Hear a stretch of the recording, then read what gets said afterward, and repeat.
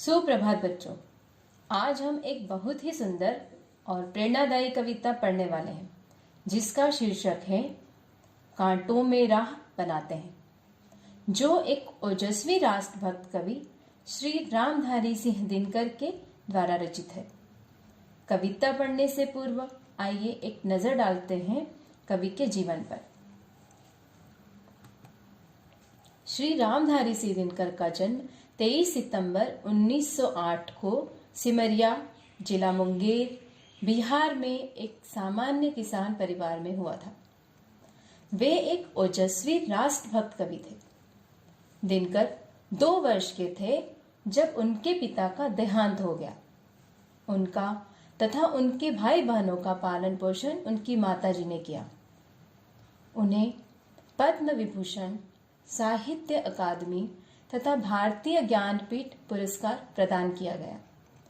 24 अप्रैल 1974 को उनका स्वर्गवास हो गया। रेणुका, हुंकार, रसवंती, कुरुक्षेत्र, रश्मिरथी, उर्वशी, परशुराम की प्रतिज्ञा, अर्धनारीश्वर, रेती के फूल आदि उनकी प्रसिद्ध रचनाएं हैं। यह कविता कांटों में राह बनाते हैं दिनकर जी की लोगों के भीतर राष्ट्रीय चेतना जागृत करने वाली रचना रश्मिरथी का एक अंश है।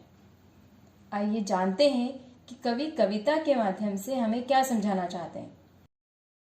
सच है, विपत्ति जब आती है कायर को ही दहलाती है। सुरमा नहीं विचलित होते, क्षण एक नहीं धीरज खोते, विघ्नों को गले लगाते हैं, कांटों में राह बनाते हैं। है कौन विघ्न ऐसा जग में, टिक सके आदमी के मग में, खम ठोक ठेलता है जब नर, पर्वत के जाते पांव उखड़। मानव जब जोर लगाता है, पत्थर पानी बन जाता है।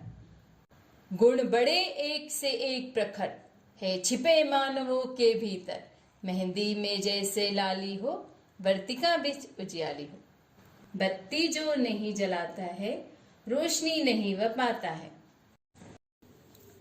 अब हम कविता के अर्थ को समझते हैं। सच है, विपत्ति जब आती है अर्थात मनुष्य के जीवन में जब विपत्ति यानी मुसीबत, कठिनाई, परेशानी आती है तो कायर को ही दहलाती है। कायर यानी डरपोक, वह सिर्फ कायरों को ही विचलित करती है। परेशानियों को देखकर जो इंसान डरपोक होते हैं वे घबरा जाते हैं। सुरमा नहीं विचलित होते, सुरमा यानी शूरवीर, साहसी कभी विचलित नहीं होते हैं यानी घबराते नहीं हैं। क्षण एक नहीं धीरज खोते, साहसी व्यक्ति एक पल के लिए भी अपना धैर्य नहीं खोते। क्षण यानी एक पल, धीरज यानी धैर्य। तो क्षण एक नहीं धीरज खोते, साहसी व्यक्ति एक पल के लिए भी अपना धैर्य नहीं खोते हैं। विघ्नों को गले लगाते हैं, मतलब वे बिना डरे मुसीबतों का, अड़चनों का डट कर सामना करते हैं। कांटों में राह बनाते हैं, इसका मतलब है कि मुश्किलों से भरे रास्ते पे भी वे अपने आगे बढ़ने के मार्ग को ढूंढ ही लेते हैं। तो इस पूरे अंश का अर्थ क्या होगा? मुसीबत में यानी कठिनाई में सिर्फ डरपोक व्यक्ति ही घबराते हैं, साहसी तो हंसकर रुकावटों का सामना करते हैं और आगे बढ़ने का मार्ग ढूंढ ही लेते हैं। अब कविता के दूसरे अंश का अर्थ समझते हैं। है कौन विघ्न ऐसा जग में, टिक सके आदमी के मग में। अर्थात कवि यहाँ पे क्या कहते हैं? कवि कहते हैं कि इस संसार में ऐसी कोई बाधा नहीं है जो मनुष्य के सामने टिक जाए यानी रुक जाए। खम ठोक ठेलता है जब नर, पर्वत के जाते पांव उखड़। जब मनुष्य ठान लेता है तो समस्या पर्वत के ही समान क्यों न हो, वे भी उसके रास्ते से हट जाती है। मानव जब जोर लगाता है, पत्थर पानी बन जाता है। मानव जब जोर लगाता है यानी वह सोच लेता है कि यह कार्य करना ही है, तो पत्थर भी पिघलकर पानी बन जाता है। अर्थात उसके सामने आने वाली मुश्किलें आसान हो जाती है।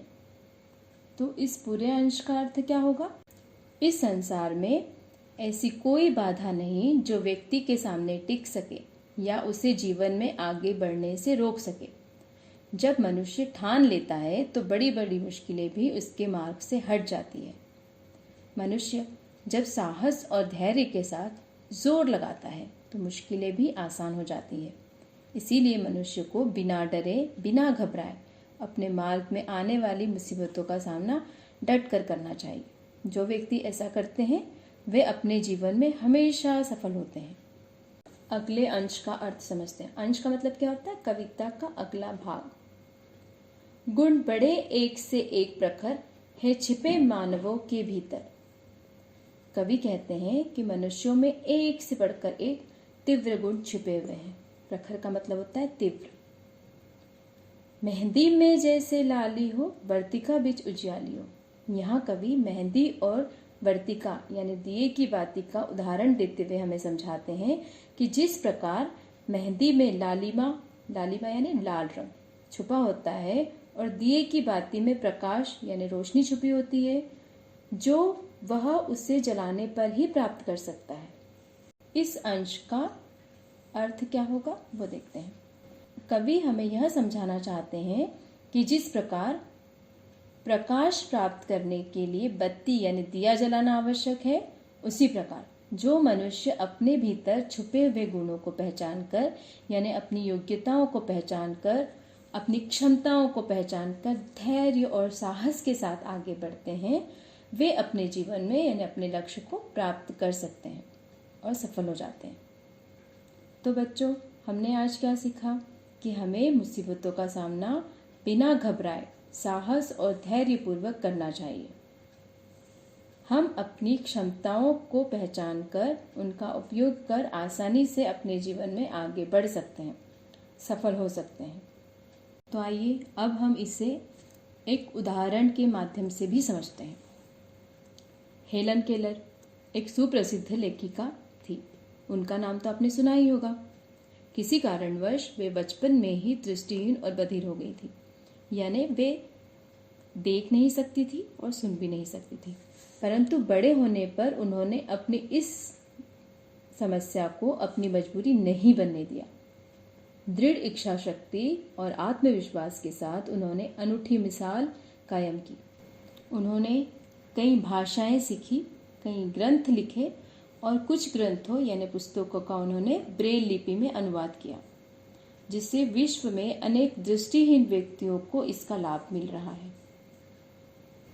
ऐसी ही हमारे देश की एक साहसी महिला अरुणिमा सिन्हा भी हैं।